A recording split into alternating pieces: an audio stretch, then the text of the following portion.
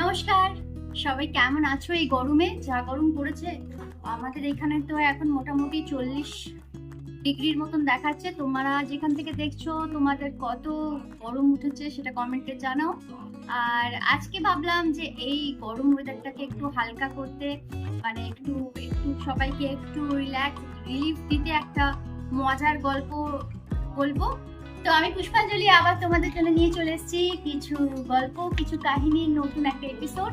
আর আজকে এখানে আমি তোমাদের মজার কিছু গল্প বা মজার কিছু ঘটনা শোনাবো। তো আমরা ছোট থেকেই তো বাবা মায়ের কাছে অনেক রকমের মজার মজার ঘটনা শুনেছি আর কি। তো আজকে আমি তোমাদের ওই রকমই কয়েকটা মজার ঘটনা বা আগেকার দিনের প্র্যাঙ্ক। ব্যাপারটা হচ্ছে যে এখন তো প্র্যাঙ্কটা আমরা মোটামুটি সবাই জানি, মজা করা, বোকা বানানো, ঠকানো।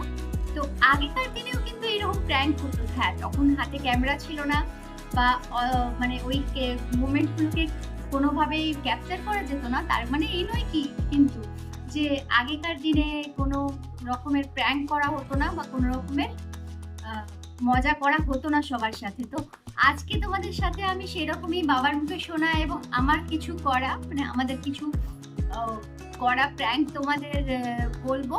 আর ওই ঘটনাগুলো ভীষণই মজার, শুনবে পুরো প্রথম থেকে শেষ অবধি। আশা করছি তোমাদের খুবই খুবই ভালো লাগবে, কারণ এগুলো সত্যি একটা নির্ভেজাল প্র্যাঙ্ক, মানে নির্ভেজাল মজা, যেখানে অবশ্যই মানে কেউ হার্ট হতো না।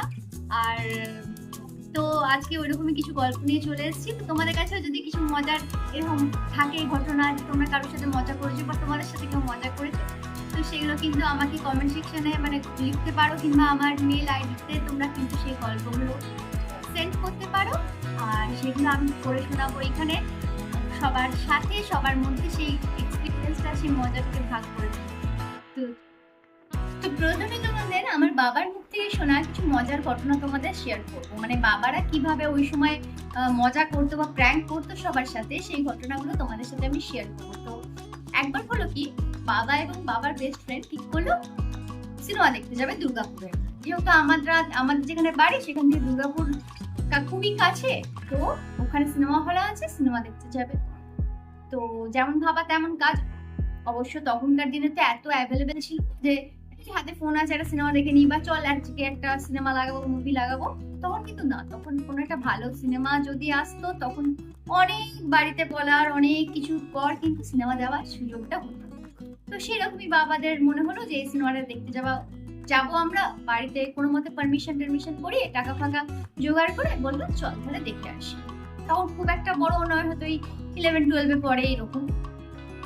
দিয়ে বললো তাহলে বাসে করে যেতে হবে, আমাদের বাড়ি থেকে বাসে করে দুর্গাপুর যাবে।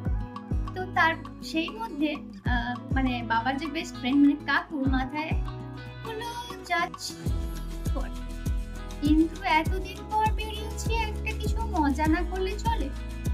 বাবা বললো মজা করবি? কি মজা করবি? চল, সেটাই তো কত আনন্দের, কত মজার, কত। বললো না দাঁড়, এই সামনে। আর তখন বলে রাখি যে সেই আগের মানে সেই দিন আগের দিন জামাই ষষ্ঠী ছিল, মানে এরকম জামাই ষষ্ঠীর মধ্যেই বাবারা যাচ্ছে। তো বললো জামাই ষষ্ঠী না? বাবা বললো হ্যাঁ। চল, একটা মজা, যেমন খাবা তেমনি কাজ। সঙ্গে সঙ্গে একটা হাঁড়ি জোগাড় হয়ে গেল। বাবা বললো এই হাঁড়ি নিয়ে তুই কি করবি রে? বললো দেখ না মজাটা, আজকে ঠকাবোই ঠকাবো মানুষদের। বললো আজকে ঠকাবি? আজকে তো এপ্রিল ফুলও নয়। না, আমি তো আজকে মুখ ভেবে রেখেছি, আজকে আমি ঠকাবো। সেই হাড়ির মধ্যে যত রাজ্যের পাথর, মাটি, নোংরা, মানে যা পারলো ঠেসে ঠেসে কিন্তু হাড়িটাকে ভরা হলো। তো আগেকার দিনে আমরা সবাই জানি যে এরকম তো প্লাস্টিকের যুগ ছিল না, তখন মিষ্টি কিন্তু হাড়িতেই নিয়ে যাওয়া। সেই প্লাস্টিক তারপরে খুব ভালো করে সেটাকে কিন্তু প্যাকিং করা হলো। ঠিক আছে, যেমন করে মিষ্টির হাঁড়ি প্যাক করা হয়, তাকে দড়ি দিয়ে ভালো করে বেঁধে বলো চল এরপরে সিনেমা দেখতে। হঠাৎ করে বাবা দেখলো একদম পায়জামা পাঞ্জাবি করে, এত গরমে পায়জামা পাঞ্জাবি করে। বলছে না, যতক্ষণ না পুরো গেট আপ ঠিকঠাক লাগবে তো বিশ্বাস করবো। বাবা বললো তুই বুঝবি তোর গেট আপ, তুই বুঝবি তোর আইডিয়া, চল। দিয়ে বাবারা বেরিয়ে পড়ে। এরপরে তো বাসে উঠেছে, বাসে উঠেই একটা সিট আরাম করে বসে গুনগুন করে কিন্তু কাকু গান গাইতে লাগলো। বাবা গল্প করছে, কথা বলছে, আর কাকু গুনগুন করে গান গাইছে। তা করতে করতে দুর্গাপুর চলে এসছে, বাসটা যাবে বীরভূমের দিকে কোনো একটা দিকে। তো এরপরে নামবার সময় কিন্তু যথারীতি কাকু হাঁড়িটা নামাতে ভুলে গেল, নেমে চলে গেছে। বাবা বললো, কি রে তুই মজা করবি বলছিলি, শাড়িটা কই?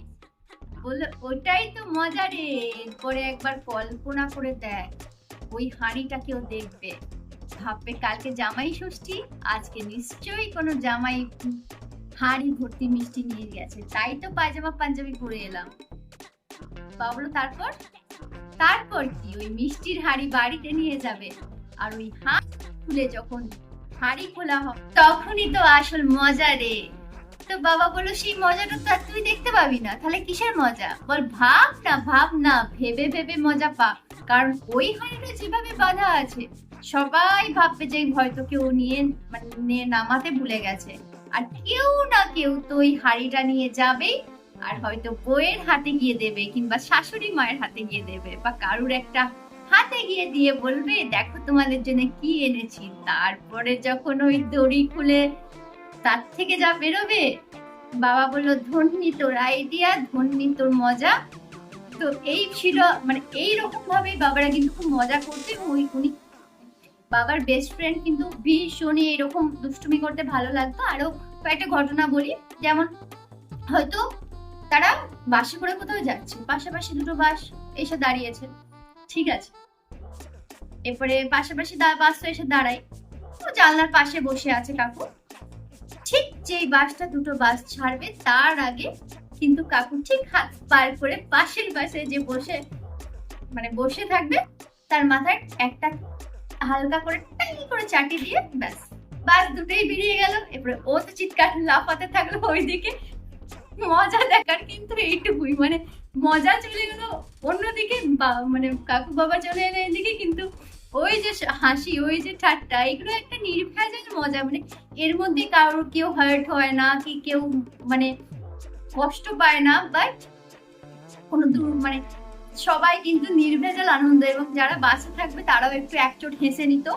তো এরকমই বদমাইশিরা বাবারা করতো। হয়তো রাস্তা দিয়ে যাচ্ছে, হঠাৎ করে দাঁড়িয়ে গেল বাবার কাকু, হঠাৎ করে আকাশের দিকে, এই ওটা কি, ওটা কি? বাবাও দাঁড়িয়ে, হ্যাঁ সত্যি তো।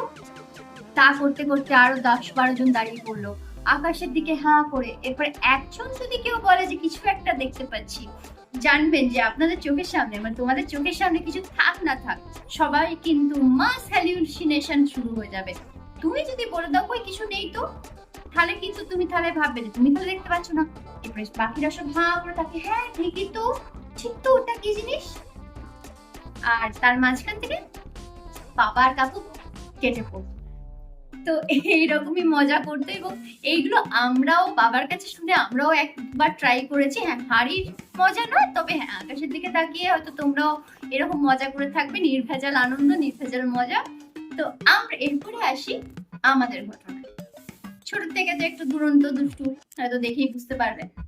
তো হলো কি, একবার আগে আমাদের আগে বাড়িটার একটু ডেসক্রিপশন দিয়ে দিই। তো তখন আমরা একটা অন্য জায়গায় থাকতাম, অন্য বাড়িতে থাকতাম। তো সেই বাড়িটা এমনই ছিল, মানে প্রথমে ছিল মাঠ, মানে খেলার মাঠে পেরিয়ে একটা গলি ছিল, আর ঠিক গলিটার থেকে, মানে গলির মুখে আমাদের বাড়িটা, গলিটার থেকে বেরোলেই আমাদের বাড়ি। তো একবার কি হলো, গ্রীষ্মকাল, ভীষণ গ্রীষ্মকাল, এরপরে গরম পড়েছে এরকমই মারাত্মক। তবে তখন এতটা গরম পড়তো না, এতটা মারাত্মক ছিল না। তো গরম পড়েছে বেশ, দিয়ে আমরা খেলে টেলে চলে এসেছি বাড়ি।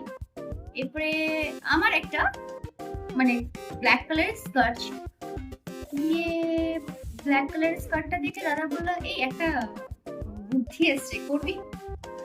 কি ব্যাপার? তখনও আমাদের বন্ধুরা কিন্তু মাঠে, যারা আমার মানে গল্প শুনে থাকবে তারা জানবে যে দাদা আর আমি কিন্তু খুব ভালো, ছোট থেকে খুব ভালো বন্ধু, এবং একসাথে আমাদের বন্ধু গ্রুপটাও কিন্তু একই ছিল, মানে আমার বন্ধু দাদার বন্ধু, দাদার বন্ধু আমার বন্ধু, মানে এইরকম ব্যাপার। তো আমরা বাড়ি ফিরে এলো, তখনও ওরা গরমে বাড়ি মানে মাঠে বসে আছে। যে বললো একটু পরে আসবে, ঠিক আছে। তো আমি বললাম কি আইডিয়া? চল ওদের ভয় দেখাবো। ঠিক আছে, ভয় দেখাবো।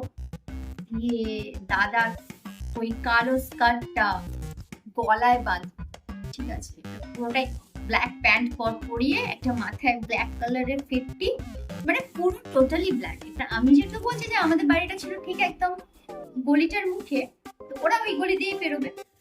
তো যেহেতু কালো অন্ধকার হয়ে গেছে, কোনো রাস্তা মানে কোনো লাইট নেই, আর তখন তো অত স্ট্রিট লাইট ছিল না, তো ইয়েটা গলিটা ভীষণই অন্ধকারই থাকতো। তো এরপরে দাদা লুকিয়ে আছে ওখানটাতে। এরপরে ওরা আসছে, আমরা বুঝতে পারছি ওরা আসছে, গলিটা দিয়ে আসছে। যখন মোটামুটি মাঝখানে এসছে গলিটার, দাদা সে হাউ করে উঠে একদম দৌড়ে ওদের সামনে চলে গেছে। ওরা তো মানে জানে যে আমাদের বাড়িতে মা করে সেই দৌড়িয়েছে আমাদের বাড়িতে, ও কাকু দেখো দেখো। মা বেরিয়েছে, কি হলো? বলছে কি একটা ছিল। আমি বলছি কি ছিল রে, কি দেখেছিস? আর ওরা বলছে একটা কি জিনিস ছিল আমাদের উপর লাফিয়ে পড়েছে বাঁদরটা। তো ভীষণ না আমরা মানে এমনই প্র্যাঙ্ক করেছিলাম যে ওরা মোটামুটি কিছুক্ষণ বসে মানে, আর তখন এখন তো মোটামুটি আমরা সবাই যদি প্র্যাঙ্ক, আর তখন তো অতটা ছিল না, এসব হতো না। তো ওরা মোটামুটি 5-10 মিনিট বসে তারপরে দাদা এসছে, আর তারপরে ওদের বুঝতেই পারছেন কি হতে পারে। তো বাড়ির সামনে না হওয়ার পরও আবার পরের দিন মাঠে গিয়ে প্রচুর আর কি বললো, ওরা শোনালো আর কি কথা। তো এইরকমই আবার এটা হচ্ছে মানে মারাত্মক রকম দুষ্টুমি মানে এরকম। তবে এইগুলো করেছি বলেই আজকে হয়তো এরকম গল্পগুলো তোমাদের সাথে শেয়ার করতে পারছি, এইসব মজার ঘটনাগুলো। তো আরো এরকম করেছি, আরো একটা ঘটনা মনে পড়ছে।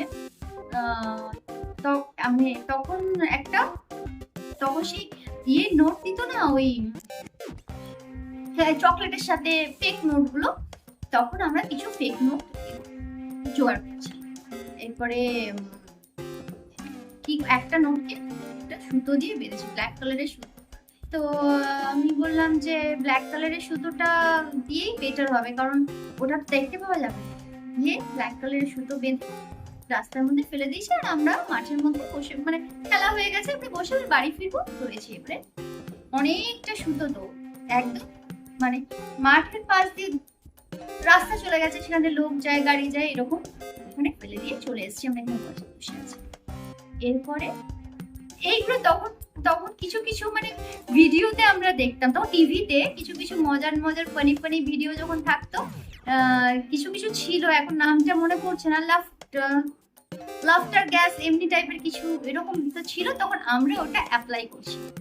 দেখেছি, এরপরে দেখেছে যে কেউ তুলতে আছে, সুতোটা টেনে নিচ্ছি, উড়ে যাচ্ছে, আমরা বসে আছি, সে তো আর টাকাটার পেছনে পর্যন্ত দৌড়াতে পারছে না, যে বুঝতে পারছি আমরা আছি, বলবো কি হয়েছে কিনা।